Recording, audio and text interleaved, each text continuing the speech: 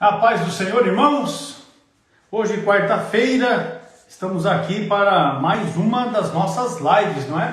Louvamos a Deus pelo dom da vida, pela saúde e por podermos estar na presença do Senhor e aqui podemos oferecer a Ele o melhor do nosso tempo para servi-lo com alegria no coração. Pois bem, eu quero ler um texto bíblico que está no capítulo 12 de Eclesiastes e o texto da Bíblia diz assim: lembra-te do teu Criador nos dias da tua mocidade, antes que venham os maus dias e cheguem os anos dos quais venhas a dizer, não tenho neles contentamento. Eclesiastes capítulo 12, o verso de número 1. É o texto que nós lemos nesta oportunidade para a abertura desta nossa transmissão, desta programação da live CFJP número 11, relacionada aos jovens pentecostais. Dizer para os irmãos que nós estamos ainda realizando este trabalho baseado no nosso curso de formação de jovens pentecostais. Não é? O material do curso para a formação de jovens pentecostais que é ofertado através do CETADB para todas as nossas igrejas, todos aqueles que desejarem, não é? Estar estudando através do CETADB o curso para a formação de jovens pentecostais. E aqui tratar de questões que são imprescindíveis para a vida da nossa juventude, especialmente da nossa juventude pentecostal, haja vista que tratamos das nossas doutrinas fundamentais neste módulo que ora estamos ofertando e que é, na verdade, um material que direciona os estudos junto com a nossa mocidade. Um material, um livro com 296 páginas, onde é tratado de questões ligadas ao relacionamento interpessoal, relacionamento familiar da nossa juventude, não é? Também questões ligadas à sexualidade, à homossexualidade, as questões ligadas à busca por uma profissão. Então, toda uma orientação, todo um norte que é dado e nós utilizamos deste material que foi escrito pelo nosso companheiro, o pastor Ciro Sanches Ibordi, para que você que está aí participando conosco nesta oportunidade possa organizar uma classe para a organização de um núcleo para o curso de formação de jovens pentecostais. São necessários um mínimo de 6 alunos. Então, com meia dúzia de irmãos, você reúne a classe com esta juventude e aplica um material. Você pode fazer aulas semanais. Se você optar por fazer aulas semanais, com 2 meses esgota-se o conteúdo do curso. Nós também oferecemos o certificado de conclusão, que vai com carga horária, para que também os nossos jovens possam utilizar isso, inclusive para abatimento de carga horária de cursos extras, né, na sua faculdade. Então, é uma proposta abençoada para a nossa juventude. Você que é um pastor, você que é um líder de igreja, você que é um líder de departamento de jovens, você tem esta possibilidade, esta oportunidade de hoje, através dos nossos contatos, você poder estar implantando uma extensão do nosso CFJP, Curso para a Formação de Jovens Pentecostais, e para tanto nós vamos já convidar aqui o pastor Ciro Zibordi para esta nossa live CFJP número 11. Pai, senhor pastor Ciro, conta a benção, meu jovem. O senhor pastor Ercos, tudo bem? Mas sempre melhorando no Senhor. Maravilha. No Senhor. E aproveitando que estamos aqui fazendo as propagandas, não é? Dizer que o pastor Ciro tem vários livros escritos pela CPAD. Nós temos a série Pregadores da Bíblia, que falta apenas o livro a respeito de Jesus, para que se feche a série com 7 dos livros que foram propostos de ser apresentados. E aí o pastor Ciro o problema escreveu... Sim. O problema é que esse aí vale por 10, né? Olha aí. Então é isso. Então nós temos um livro a respeito de Felipe, de Estevão, Paulo, Pedro, Barnabé e João Batista. São os livros que já foram publicados. Além destes, o pastor Ciro tem outros tantos, né, escritos pela CPAD. Os irmãos depois interessados podem acessar o site da Casa Publicadora das Assembleias de Deus, para adquirir um módulo que nós nos referimos, o curso para a formação de jovens pentecostais, que é o material do CETADB para este curso específico, a nossa juventude, também material escrito pelo pastor Ciro Santos e Borges, além de outros livros da grade curricular do nosso curso teológico. Então, os irmãos estejam acompanhando as nossas redes sociais, porque estamos ali posicionando os nossos alunos, os nossos seguidores, a respeito das novidades que estão chegando, não é? Relacionadas aos cursos, às propostas de cursos que temos aí apresentado aos nossos amados irmãos. Pois bem, meu pastor, mais adiante um pouquinho nós vamos fazer aqui um comunicado para os nossos irmãos, porém nós vamos já dar seguimento aqui. Nós temos algumas perguntas que ficaram da semana passada, não é? E outras que chegaram, quando eu digo da semana passada, eu quero dizer de domingo, que é Domingo, nessa semana. Nessa semana. Isso, mas outras que chegaram, inclusive através da nossa live de domingo, e as que os irmãos mandaram para a gente através do e-mail e também do WhatsApp. Mas o nosso irmão Davi Brito Barbosa, ele pergunta assim: o que o senhor acha da teologia de domínio dos 7 montes? Pergunta interessante, hein, pastor Ercos? Pois é, rapaz. Teologia do domínio dos 7 montes. Bom, vamos começar pela teologia do domínio, né? Porque a teologia do domínio já existe há um certo tempo, que é uma teologia que tem a ver, vamos aqui procurar começar por algo que a gente já conhece, porque quem está nos acompanhando, claro, certamente participou daquela série sobre as perguntas escatológicas, e lá nós falamos bastante sobre o pós-milenarismo, né? Ou pós-milenismo. O pós-milenarismo é aquela escola no campo do estudo escatológico que diz que o milênio começou quando Jesus morreu na cruz e vai até a volta de Jesus. Então nós já estamos, segundo essa teoria, no milênio, que já dura aí 2000 anos, ou seja, o milênio não é literal, é simbólico, é espiritual, e é um milênio que se caracteriza por um progresso, não é? À medida que o tempo vai passando, as coisas vão, em tese, melhorando.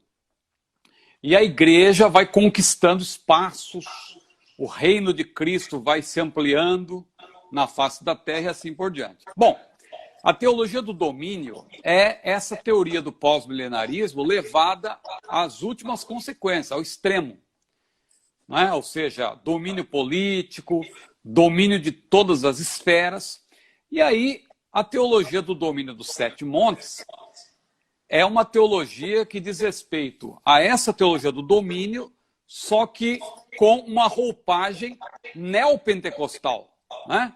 Quando se fala de uma roupagem neopentecostal, a gente está falando daquele negócio voltado aí, nesse caso, para a batalha espiritual e tal. Aí eles espiritualizam várias passagens do Antigo Testamento, quando, por exemplo, o povo de Israel conquistou aquelas cidades lá sob a liderança de Josué, não é?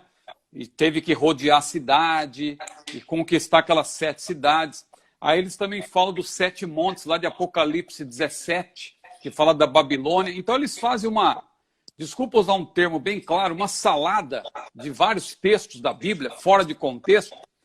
E aí eles apresentam essa teoria do domínio dos 7 montes, essa teologia, entre aspas, do domínio dos 7 montes.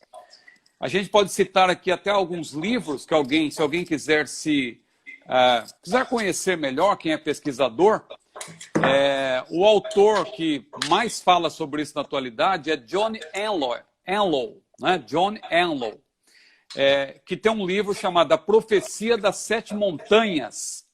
Foi publicado em português também já esse livro. E também no Brasil tem um camarada que é apóstolo e coach, ao mesmo tempo, apóstolo coach, chamado Fernando Guilhem, que também escreveu um livro, 7 Montes, que trata da mesma temática, não é? E quais são esses 7 montes, para ninguém ficar curioso? 7 montes são 7 esferas da sociedade que se a igreja dominar, segundo essa teoria, não é? O reino de Deus vai ser expandido e tal, e vai triunfar, ou seja, considerando como se o reino de Cristo fosse desse mundo. Veja como Jesus foi bem claro dizer, o meu reino não é deste mundo. Mas quais são os 7 montes? A mídia é um monte, né? Mídia e comunicação é um desses montes. Outro monte, educação e ciência. Terceiro monte, economia e negócios. Quarto monte, igreja e religião. Quinto monte, família. Né? E tem também... Peraí, deixa eu ver se faltou algum aqui. Acho que faltou, né? Então, repetindo. Mídia e comunicação, o primeiro. Educação e ciência, o segundo. Governo e política, o terceiro. Economia e negócios, o quarto. Igreja e religião, o quinto. Família, o sexto. E o sétimo é justamente artes e entretenimento. Então, quer dizer, a igreja, segundo a teologia do domínio dos 7 montes, tem que dominar essas 7 esferas, que são chamadas de montes, para que, assim, ela possa conquistar. Veja, eles tratam o mundo, eles tratam o evangelho como se fosse um evangelho de conquista, e não um evangelho de propagação da mensagem de salvação e das bênçãos que acompanham a salvação. Veja que Jesus foi muito claro quando ele disse, o mundo jaz no maligno. Então, a gente não tem que conquistar nada do mundo. A gente tem que influenciar o mundo. Agora, conquistar esferas do mundo, aí já é uma interpretação diferente daquela que Jesus ensinou. Pregar o evangelho não é tomar posse do mundo, segundo a palavra de Deus. Os discípulos pensavam isso. Os discípulos pensavam que Jesus ia dominar tudo, que Jesus era um grande campeão, ia restaurar o reino a Israel. Aí Jesus falou, não, vocês estão preocupados com isso aí é para o futuro. Não vos pertence saber os tempos nem as estações que o Pai estabeleceu pelo seu próprio poder. Mas recebereis a virtude do Espírito Santo que há de vir sobre vós e ser-me-eis testemunhas, tanto em Jerusalém como em toda a Judéia e Samaria e até os confins da terra. Então a grande comissão não é dominar o mundo, é influenciar o mundo por meio da pregação do Evangelho. Devemos, portanto, imitar a Jesus, que não veio para dominar. Jesus veio para servir. Eu não vim para ser servido, mas para servir e dar a minha vida em resgate de muitos. Então, em resumo, a teologia do domínio dos 7 montes é uma teologia pós-milenarista ou pós-milenista, mesclada com elementos neopentecostais, mais precisamente sobre a batalha espiritual, conquista de território, aquele negócio, né, de tomar posse dos lugares, de demarcar território. Pessoas que pensam aí que vão ungir cidades, né, que pegam o helicóptero e saem derramando óleo, unge. Aqui no Rio de Janeiro teve uma ocasião que ungiram o dedo de Deus, lá na região serrana do Rio, ungiram o dedo de Deus, que diz que assim o estado do Rio de Janeiro ia estar sob o domínio de Deus. Escalaram o dedo de Deus para ungir. E do lado tem lá também, acho que se eu não me engano, é a garganta do diabo. Acho que um giro também para o diabo perder a força. Mas, lamentavelmente, de lá para cá, as coisas só pioraram no Rio de Janeiro. Porque não é desse jeito que as coisas se resolvem, né? Nós temos que influenciar por meio da pregação e por meio do nosso exemplo. A Bíblia diz, todo aquele que diz que está nele quem? Jesus, também deve andar como ele andou. E como que Jesus andou? Pedro explica, lá em Atos 10, versículo 38, como Deus ungiu a Jesus de Nazaré com o Espírito Santo e com virtude, o qual andou fazendo bem e curando a todos os oprimidos do diabo, porque Deus era com ele. É esta a nossa missão. O nosso trabalho é a grande comissão, é pregar o evangelho. Não é esse negócio de ficar conquistando. Claro que tem profissionais cristãos que se destacam no campo da política, se destacam no campo das artes também, da educação. Isso aí, claro que temos, que maravilha. Mas a nossa missão não é conquistar essas esferas, é exercer influência. É diferente. Amém. O crente influencia e não é influenciado. Né? usando uma expressão, uma terminologia do Antigo Testamento, a igreja é cabeça e não cauda. A igreja está por cima, né? Mas a igreja no sentido de influenciar. Não é que ela, na verdade, vai na base vamos tomar conta agora de todos, vamos conquistar.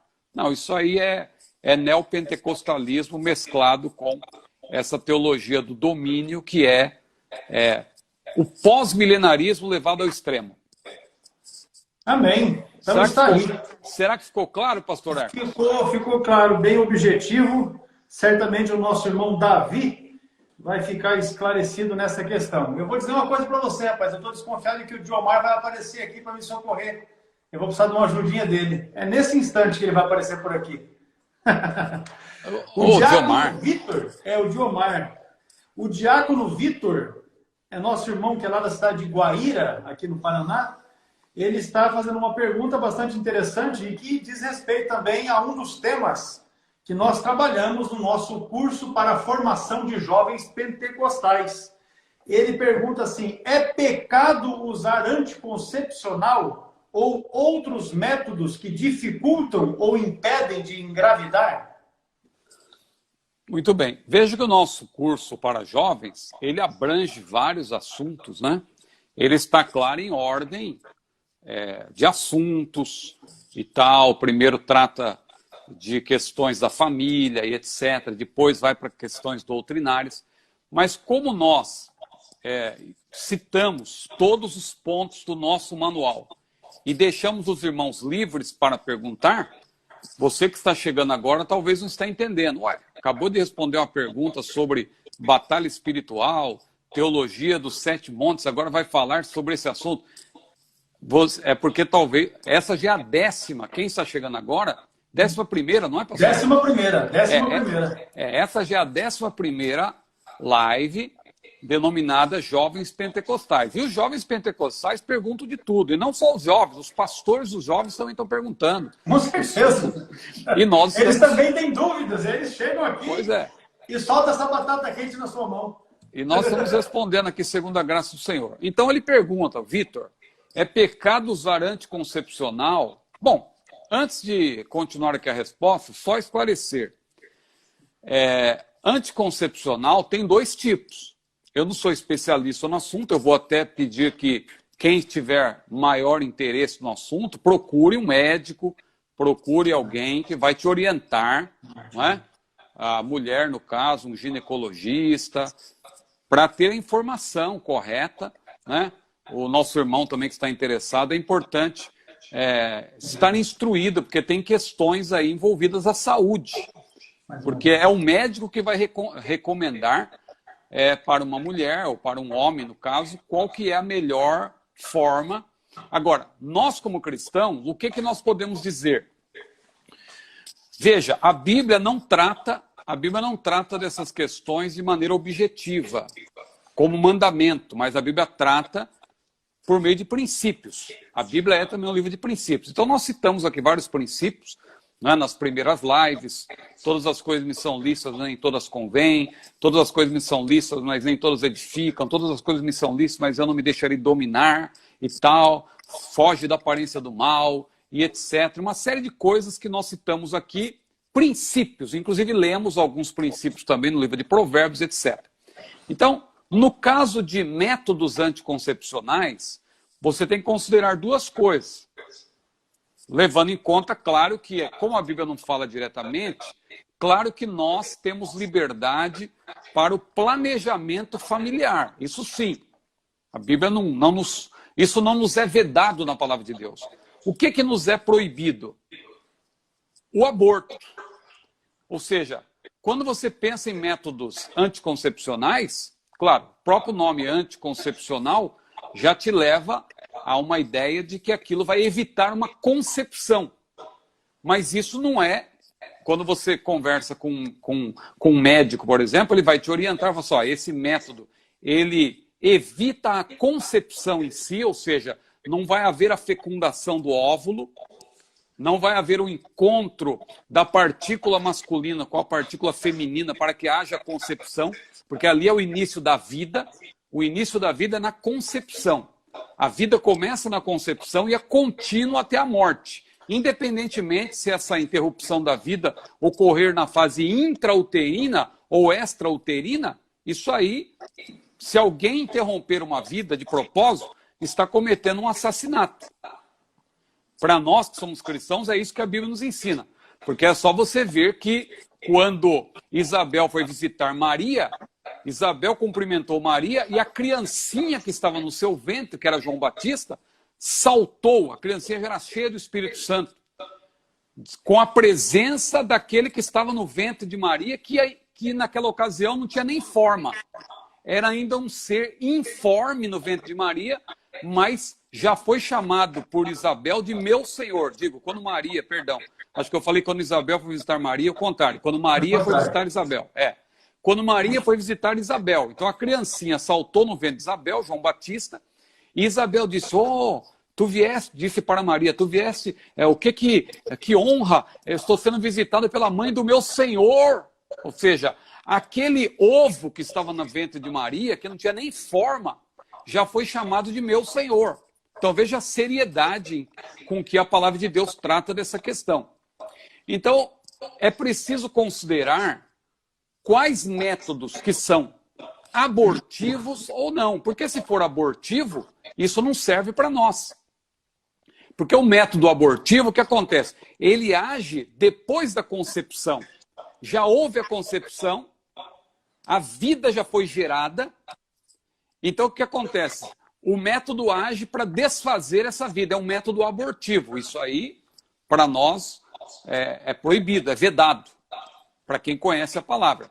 Então, é por isso que eu digo, procure alguém que possa te orientar para te explicar quais são os métodos que são abortivos ou não. A gente pode até citar aqui, por exemplo, tem pílula que age nos hormônios da pessoa, é pílula anticoncepcional, que faz com que os hormônios ajam de tal modo que o organismo se comporte de maneira a não permitir que haja concepção. Tem pílula, tem o preservativo, tanto masculino quanto feminino. Tudo isso é método que, de fato, age antes da concepção.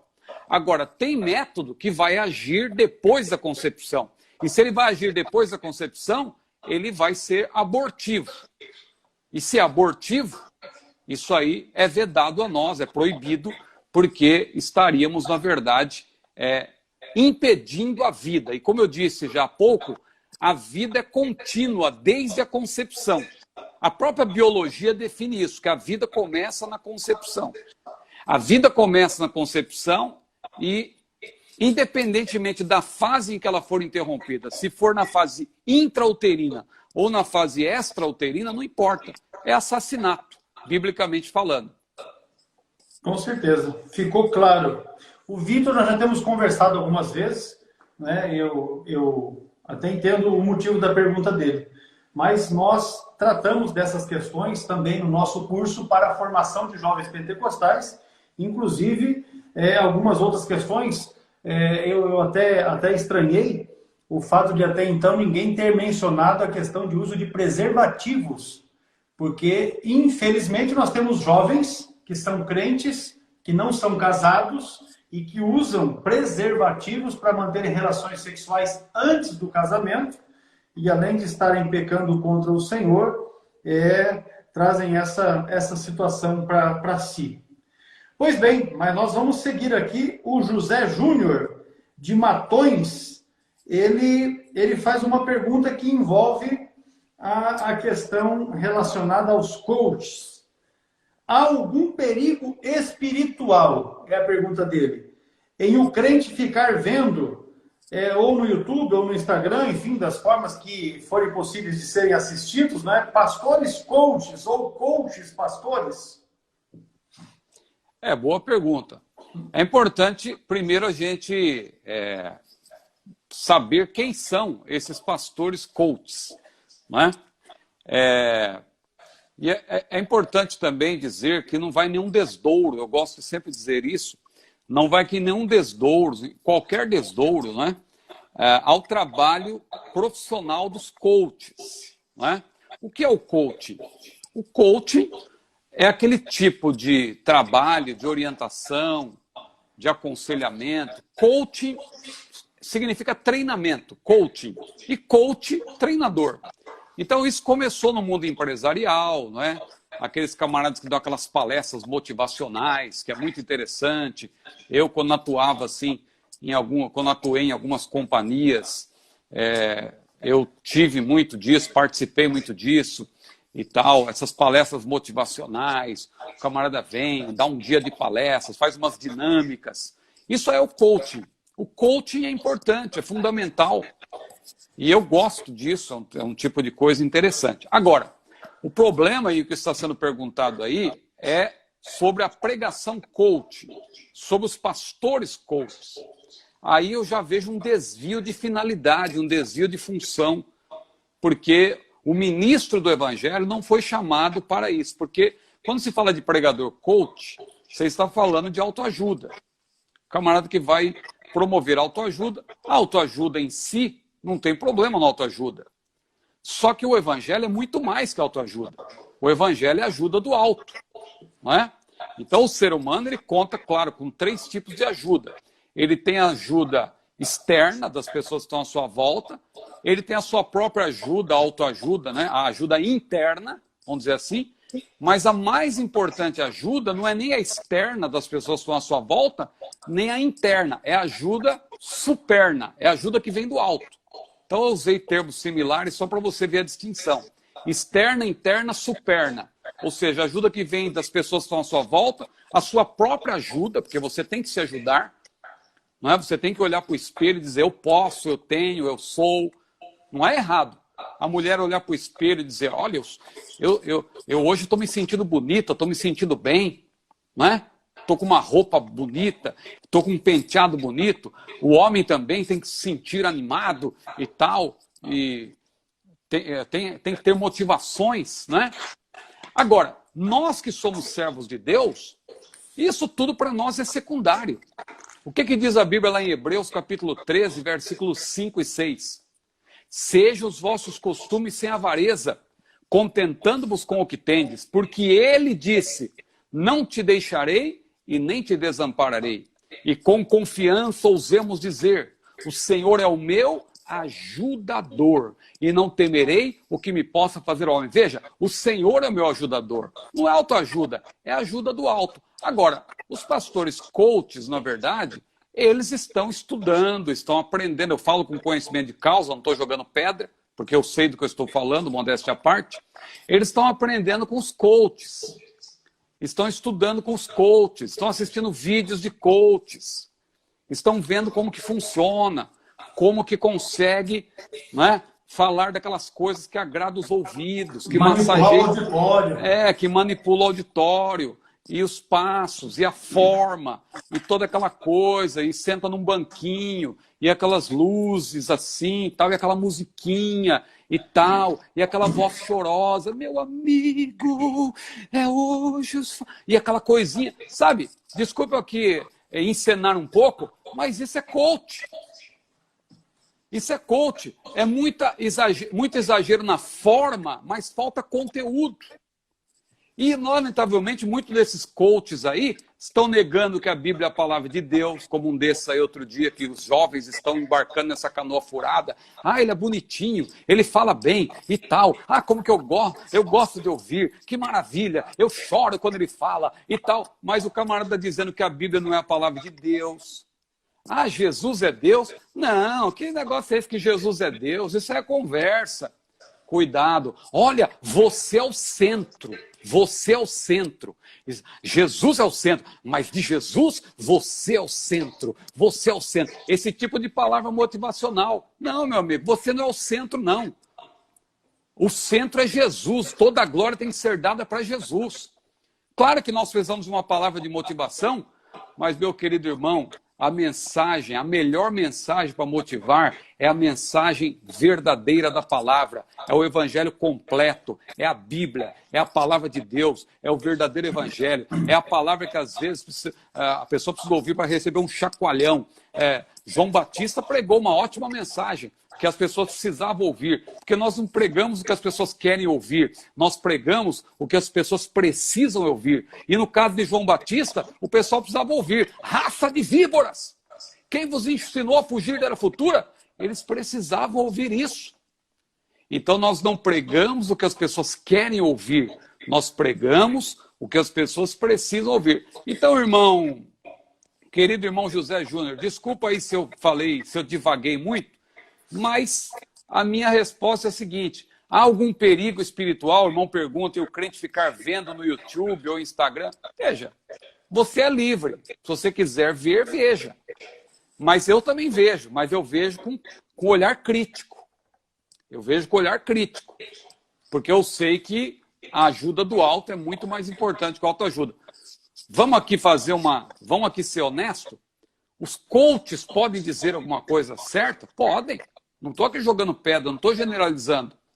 Mas o que eu tenho visto aí, lamentavelmente, a maioria está exagerando na forma para atrair essa geração, os jovens, e luzes, e fundo musical melodramático, e aquela coisa, mas falta conteúdo. Alguém vai dizer: ah, mas vocês aí pregando com essa gravatinha na igreja? Veja, eu prefiro pecar na forma do que pecar no conteúdo. O ideal é você saber unir as duas coisas. Mas se for para errar em algum lado, eu prefiro errar quanto à forma do que quanto ao conteúdo. O conteúdo é inegociável. O evangelho tem que ser pregado de maneira completa. A verdade como ela é. Agora, o problema que eu percebo, o camarada começa só dizendo: não, é uma forma diferente. Mas dali a pouco ele já começa a se amoldar aquilo que as pessoas querem ouvir. Porque uma coisa é a forma, repito. Mas às vezes o camarada está fazendo uma forma diferente, ele percebe que só isso não vai resolver. Ele tem que usar um conteúdo também diferenciado, aí ele já não quer mais pregar porque a mensagem do evangelho é dura, é confrontadora, a palavra da cruz é loucura para os que perecem, e aí o camarada não vai querer mais pregar isso, ele vai buscar alguma coisa nova, alguma coisa para massagear o ego do povo, e aí é o perigo dessa pregação coaching, que é um tipo de pregação de autoajuda, teologia da prosperidade com uma nova roupagem, é tudo isso aí. Então, meu irmão, tenha cuidado. Se você for uma pessoa madura o suficiente para poder ver com olhar crítico, tudo bem. Se não, deixa para lá esse negócio. Gaste tempo com coisas mais edificantes, não é? Ouvindo pregação de pessoas que realmente têm compromisso com a palavra, e mais porque a pregação, desculpa, pastor Lerco, só para finalizar, a pregação, do ponto de vista bíblico, não é um compromisso com o auditório. A pregação é um compromisso com Deus. Quando Deus mandou Ezequiel pregar, Deus falou: Ezequiel, tu vais pregar a minha palavra, viu? Lá para eles. Só que é o seguinte, eles são casa rebelde, eles não vão te ouvir. Já pensou se Ezequiel dissesse: pô, mas eu vou pregar para quem não quer me ouvir? Eu quero pregar para quem quer me ouvir. Mas ele não questionou, porque ele sabia que o compromisso dele era com Deus, não com o povo. Quando Jonas foi pregar em Nínive, Jonas não queria pregar, porque ele sabia que o povo lá, né, não merecia ouvir a mensagem na visão dele. Mas o compromisso de Jonas não deveria ser com ele mesmo, ou com o povo, mas com Deus. Ele fugiu, mas Deus agiu de tal modo que ele foi levado para lá, não é? Para pregar. Quando Estevão pregou, tapar os ouvidos, pegar em pedras, mas enquanto o auditório estava tapando os ouvidos, pegando em pedras, Estevão, cheio do Espírito Santo, olhou para o céu e o que ele viu? Jesus em pé, à direita de Deus, como que dizendo: é isso mesmo. Então que nós preguemos para Jesus ficar em pé. Pode ser que não recebamos aplauso. Se recebermos, se as pessoas gostarem, que maravilha. Eu seria que hipócrita se eu dissesse que eu não gosto quando as pessoas vibram quando eu estou pregando. Mas se as pessoas não vibrarem, mas Jesus ficar em pé, como que dizendo: é isso mesmo, é isso que nós devemos buscar, não é? Agradar a Deus e não aos homens. Amém. Glória a Deus. Eu já li algumas vezes a Bíblia, viu, pastor? E eu não me recordo de ter ouvido ou lido que em alguma das mensagens que Jesus pregou, ou que o apóstolo Paulo tenha pregado, ou que Pedro pregou, que são aqueles que estão ali, além de Estevão, enfim, mas que alguma mensagem deles tenha produzido como resultado aos seus ouvintes riso, gargalhada, e, enfim, esse tipo de reação. As mensagens pregadas por esse gerava contrição, quando não arrependimento, mudança de vida, e tinha um peso, né? As mensagens tinham um peso que levava as pessoas para esse sentido. E em nenhum momento, a menos que eu esteja muito errado, posso estar errado, né? Que alguém desses que eu citei tenha pregado alguma mensagem e o povo riu, gargalhou, bateu palma e nada. Olha que certa feita Jesus desceu a lenha na turma e a turma foi saindo, só aqueles próximos de Jesus ficaram. Jesus deu uma olhada e falou, escuta, por acaso vocês também não querem rir? Porque ele disse, Senhor, para quem iremos nós se só tu tens palavras de vida eterna? Então imagine o peso da mensagem e o fruto que ela produziu, o resultado que ela produziu. Mas hoje o povo quer auditório. Dura esse discurso, ainda falaram, né?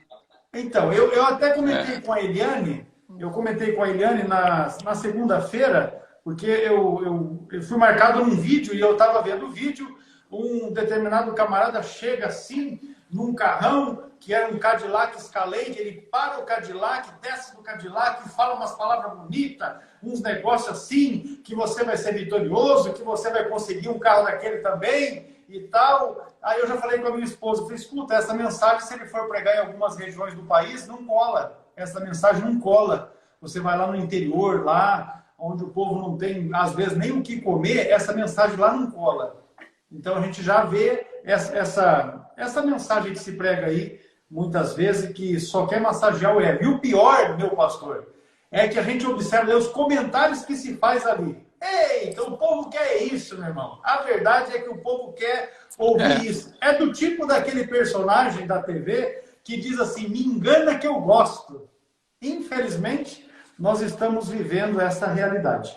Eu quero dizer uma coisa aqui, meus irmãos. Sim, pode falar. Pode falar. Não, a nossa querida irmã Lucileide, lá de Manaus, nossa amiga lá de Manaus, não deve conhecê-la. A missionária lá. Exato. Então, ela disse aqui, nossas mensagens têm que ser cristocêntricas, causar arrependimento, choro, salvação, libertação, mudança de vida. É isso aí. Né? Com certeza. É isso aí. Resumiu, Amém. Sintetizou. Mas eu vou falar alguma coisa. Eu quero fazer um comunicado que agora, quando foi 9 horas da noite, a Gabriele, ela fez uma publicação no nosso perfil no Instagram, no oficial CETADB, a respeito de um sorteio que nós faremos. Há um mês atrás, praticamente, eu fazendo uma atualização da nossa conta no Instagram, eu acabei fazendo o bloqueio daquela conta que ainda não conseguimos recuperar. Por isso criamos um novo perfil, que é esse que está no ar. Porque naquela oportunidade nós íamos fazer o sorteio de uma camiseta bonita, como essa aqui, ó. Deixa eu levantar aqui. Uma camiseta bonita, como essa Olha aqui, aí. E tal, para os irmãos que são alunos, que participam conosco da live e tal e tal. Mas na atualização dos dados daquela conta, eu foi bloqueando ela. Então foi feita a publicação, 9 horas hoje, para que os nossos seguidores, os nossos alunos, possam participar do sorteio que nós faremos domingo. Na live de domingo, que será transmitida a partir de 11 horas da manhã, domingo, dia 26, nós vamos estar sorteando uma camiseta como essa e uma bolsa. A bolsa é essa aqui, ó. É uma bolsa de aluno do curso, ela tem um esquema aqui para você poder deixar ela maior, aí dá para carregar muito material, ela amplia no tamanho, tem muitas divisões, aqui também tem um detalhezinho aqui assim, ó. Vou mostrar aqui para os irmãos. Ela destrava aqui. Que maravilha, hein? Pensa numa benção. Deixa eu destravar aqui. Assim. Deixa eu ajudar aqui. Meu Deus, aqui, ó. Aí tem o zíper, tem zíper aqui, tem lugar para colocar caneta, celular, tem mais zíper, tem repartição, enfim, é uma benção. Nós vamos fazer o sorteio da bolsa e de uma camiseta. Quem ganhar vai receber no seu endereço, sem cobrança alguma. A camiseta ainda vai poder escolher o tamanho, entendeu? Se for um camarada assim do meu tipo, tem que ser GG. Mas assim, do tipo do pastor Ciro, ainda dá para ser M, talvez G. Ih, rapaz. É. Não sei não, hein? Eu tô mostrando só daqui para cima, porque daqui para baixo não tá muito boa a coisa, não. Então, eu até peguei uma foto que nós fizemos com os nossos representantes aqui na live, que fizemos na semana retrasada, e fiz um destaque assim, entendeu? Na região abdominal, porque estava na ordem o pastor Fernando, o pastor, o irmão Márcio, o presbítero Márcio, eu e o Diego. E na região estava assim, em ordem crescente, entendeu? O tamanho das barrigas da turma. Mas isso aí, diz a turma que é por causa da pandemia. Em ordem Mas eu já sei que isso aí é tempo, rapaz. Pois bem, na postagem que a Gabriele fez, os irmãos devem então acessar lá, aqueles que querem concorrer ao sorteio da camiseta e também da bolsa, e observar as regras que estão ali. Então tem que seguir a nossa página oficial CETADB no Instagram, tem que ser aluno da escola e tem que marcar um amigo por comentário. Você pode fazer mais de uma vez, porém em cada comentário marcar apenas um amigo. Lembrando que não vale repetir o nome, não pode marcar famosos e nem empresas. E aí compartilhar a postagem no story e também nos marcar. Está lá as regras na própria postagem, foto oficial. Assim que nós concluirmos a live, você pode já acessar, fazer ali o seu compartilhamento, o seu comentário, marcar um amigo.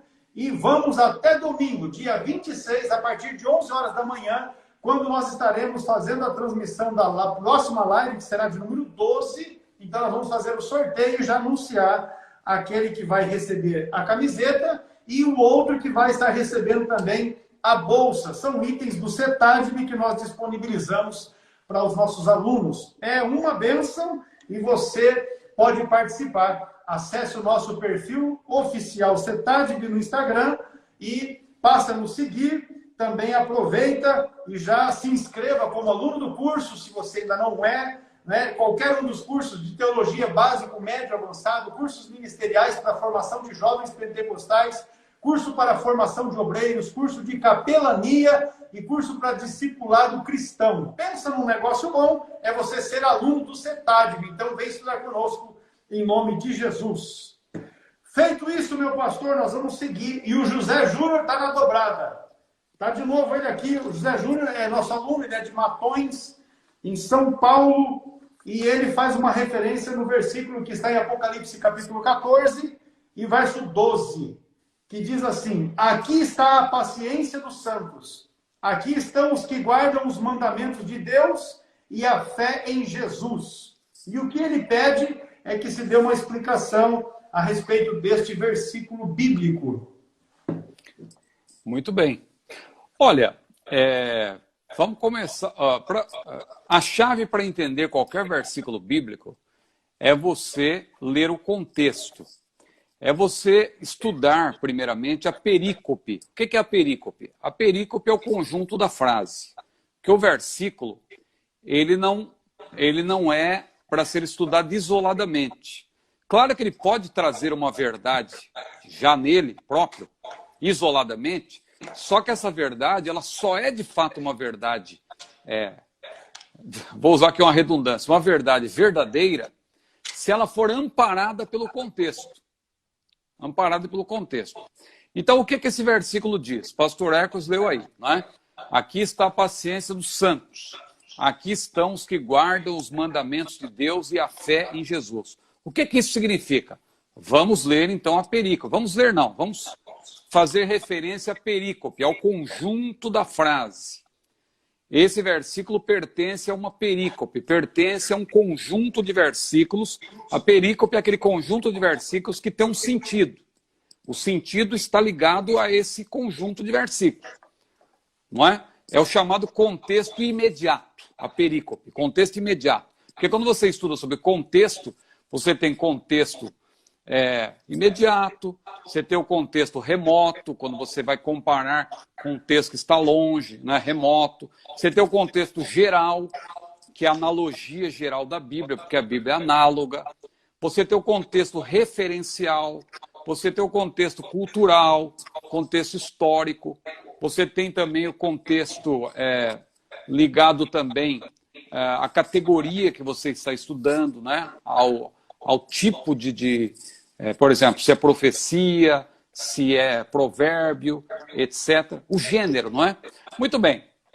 Então, se a gente for analisar aqui, Observe, você tem 3 anjos, aqui são mencionados 3 anjos. Se você retroceder até o versículo 9, ou melhor, até o versículo 6, você vai ver que tem um anjo que proclama o evangelho eterno, isso por ocasião do período tribulacional, né? Por ocasião do período tribulacional, você tem lá um anjo que proclama o evangelho eterno a todos que habitam na terra. Ali se menciona toda a nação, tribo, língua e povo.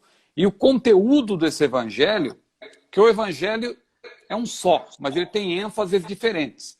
O evangelho, por ocasião da grande tribulação, ele vai ter uma ênfase para a iminência do juízo, do julgamento final de Deus, né? E tal. Final ali, não o trono do branco em si, mas o juízo que vai se dar ali próximo da vinda de Jesus sobre a terra, que vai ter o julgamento das nações, e depois vai estabelecer o milênio. Então, aquele anjo que vai proclamar o evangelho eterno, diz lá no texto que ele vai dizer: temei a Deus e dai-lhe glória, porque vinda é a hora do seu juízo, e adorai aquele que fez o céu e a terra e o mar e as fontes das águas. Aí a Bíblia menciona um segundo anjo no versículo 8, que anuncia a queda de Babilônia.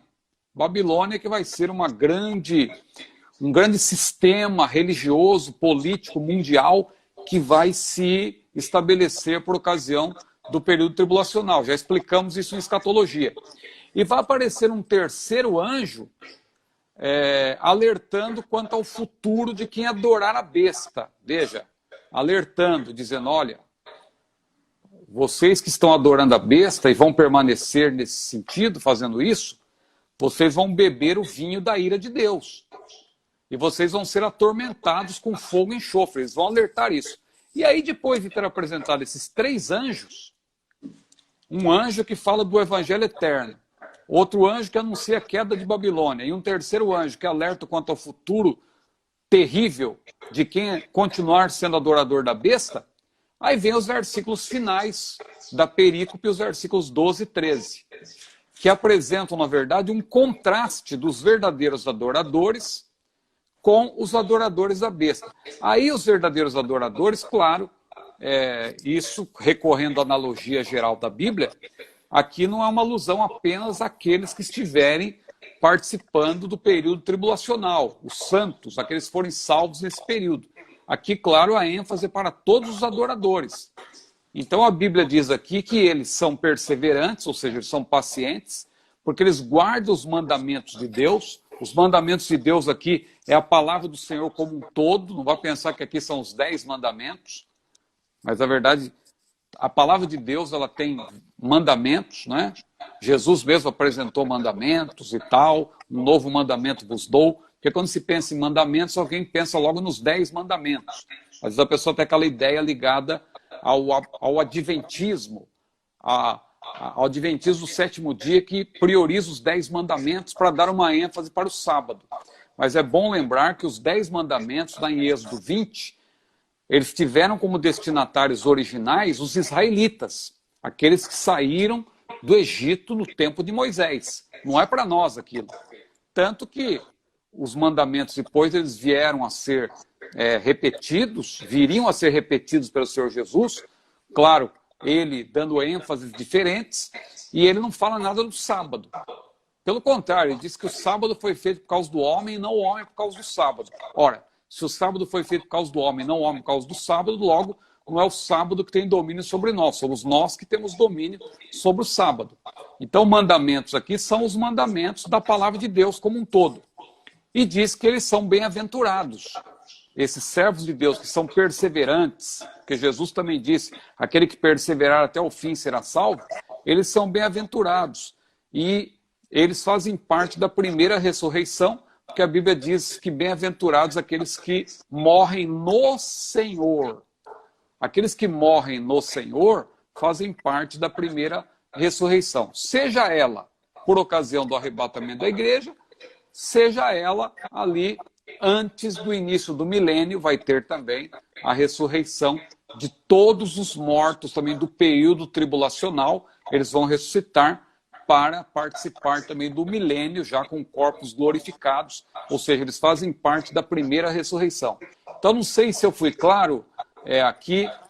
A explicação, ela tem um contexto imediato, claro, ela se refere a priori aos santos que vão perseverar por ocasião do período tribulacional, mas também ela tem, à luz da analogia geral da Bíblia, uma instrução para todos nós.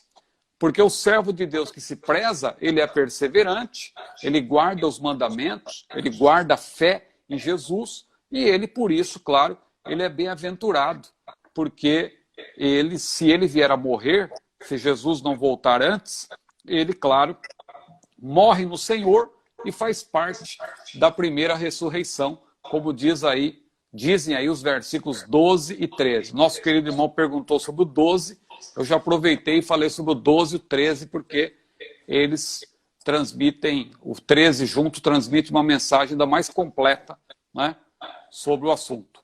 Amém. Glória a Deus. Nós vamos para mais uma, e aí vamos ver aqui o Moisés Damasceno.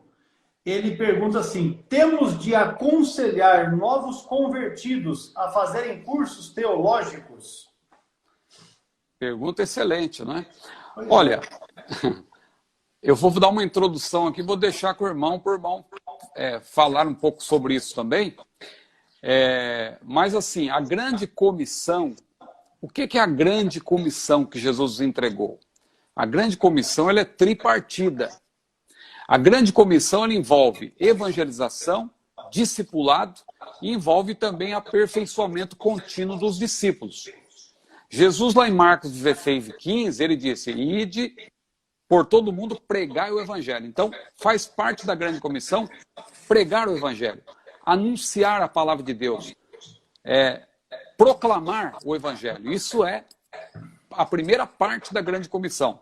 A segunda parte, fazer discípulos, porque lá em Mateus 28, 19, Jesus diz: portanto, ide e ensinai as nações. O verbo ensinar ali no grego significa fazer discípulos. E o termo nações, no original, etne, tem a ver mais com povos. Então, ide fazer discípulos de todos os povos. Fazer discípulos é mais do que proclamar o evangelho. Porque para fazer discípulos, você tem que dar o exemplo, você tem que formar discípulos. Então, faz parte da grande comissão formar pessoas que vão servir a Deus, como Jesus fez. Jesus, quando andou na terra, ele não somente proclamou a palavra, ele também formou uma equipe, ele formou discípulos, ele tinha muitos discípulos, ele tinha os mais próximos, ele tinha 12 que ele treinava, dentre os 12 ele tinha 3 que ele treinava de modo mais específico, e dentre os 3 ele treinou Pedro especificamente para ser o primeiro líder da igreja depois da sua partida. Então veja como Jesus se preocupou com o treinamento de obreiros. Então quando se fala de curso teológico, a gente está falando de treinamento de pessoas, de preparação de pessoas para fazer a obra de Deus. Então a grande comissão envolve pregação do evangelho, discipulado. Agora veja a terceira parte. Lá em Mateus 28 e 20, Jesus disse: ensinando-as a guardar. Veja, parece uma redundância, porque ele já tinha dito: ide e ensinai. Mas depois ele diz: ensinando-as a guardar. Na língua portuguesa parece redundância, mas no grego são 2 verbos diferentes. O primeiro verbo, ensinar, no grego, é fazer discípulos.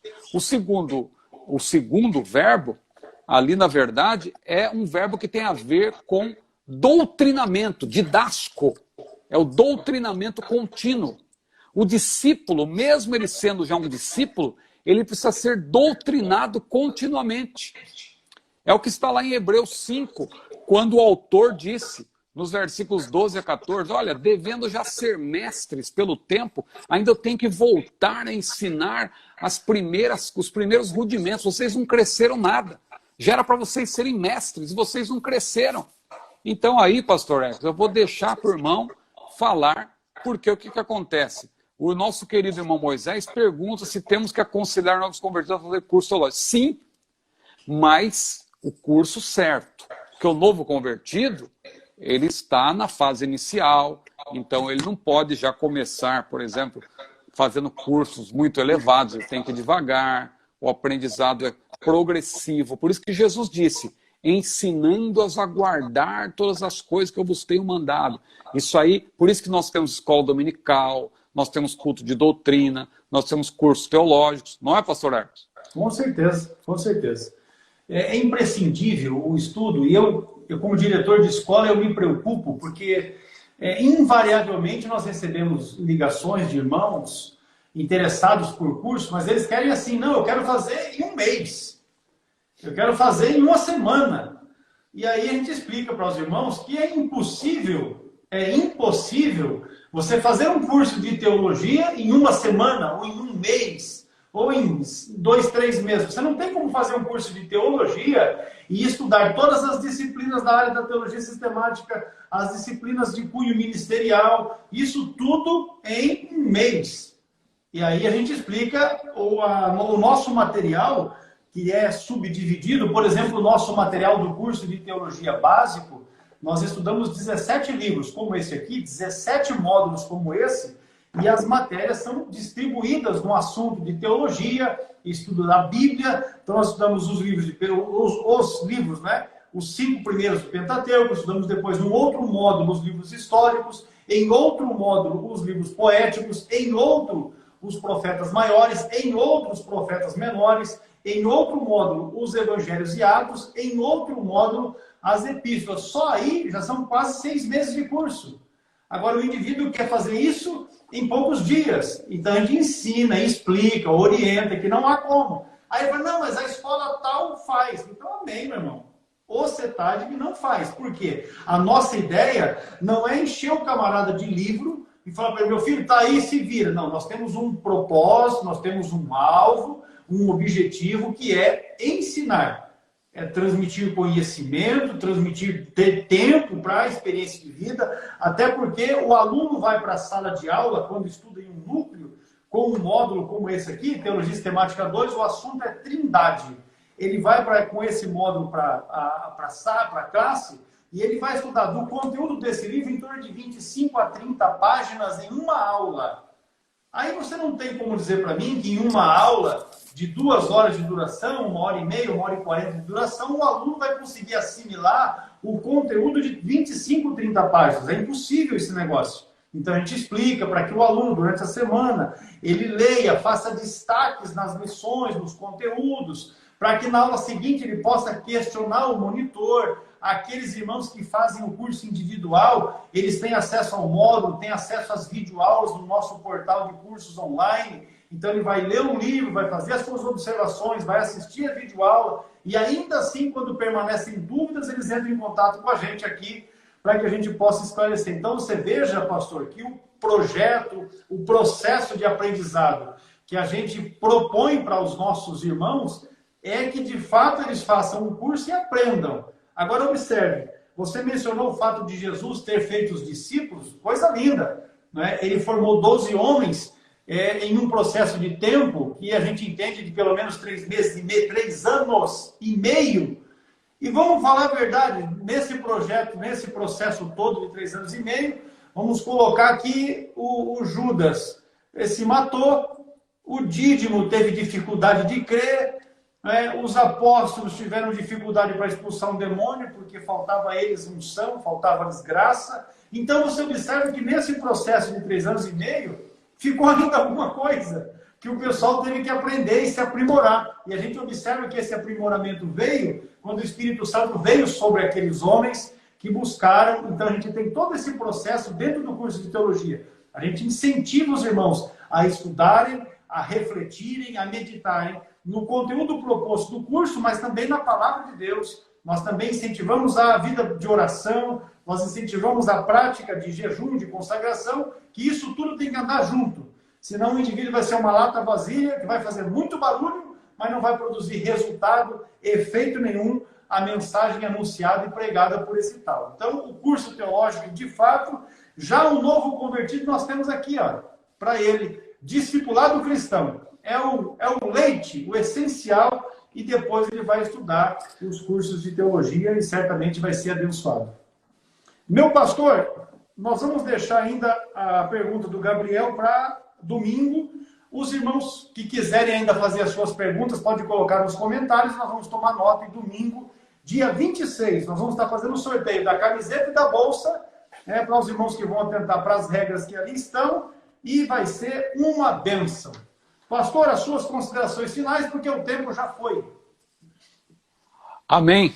Quero só agradecer, um privilégio poder participar dessa live, que Deus abençoe a todos os irmãos aí em Apucarana, todos os nossos professores, alunos, Amém. funcionários do CETADB. Amém. Deus abençoe, meus irmãos, até domingo.